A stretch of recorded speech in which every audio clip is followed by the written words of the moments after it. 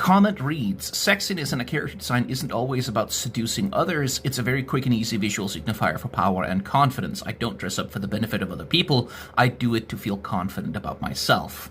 And this is very true. Like, sexiness in character design can be about more than simply seduction. It can be about more than eye candy. And I'm generally very pleased when it is about more than those things. But, as you say so yourself, it's a visual signifier for power and confidence, and you dress up sexy in order to feel confident about yourself.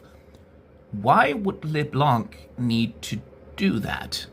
LeBlanc, as she's constructed in the lore, is this ageless sorceress from like hundreds and hundreds of years ago who has been spending centuries as the head of this cult that's trying to save the world from the inevitable return of an immortal warlord.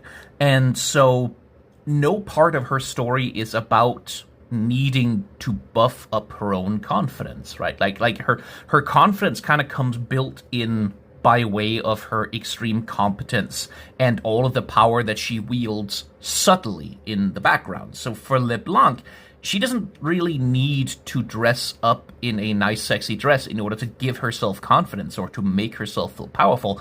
That's not really part of her storytelling. It's a valid story to tell. It's something you can definitely do with a character, but that's not really what LeBlanc is about, right?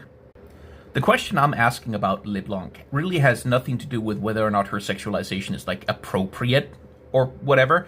It's about what does it do for the character. And I just don't think that she really needs the I'm dressing sexy to feel confident about myself thing. Like, that doesn't really square with her character. If you want to project power and confidence in a character design, sexiness is a tool that you can use to do it. But what other tools are available, and would some of those have been more useful for telling the story of who this character is? For a point of comparison, for example, Renata Glass here, who doesn't use that strategy and yet nonetheless manages to project a lot of power and confidence just from her posture and the way that she uses her fashion.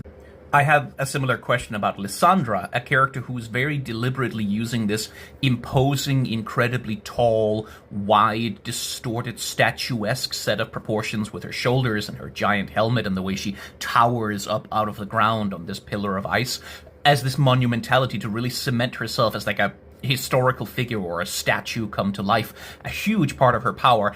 I've always kind of quibbled with the boob window, with the cleavage on there. I don't really think it adds something. In fact, I think it takes away by giving her that added sense of vulnerability that kind of counteracts the rest of what her design is doing. But anyway, my point is, it's a tool, it's not the only tool.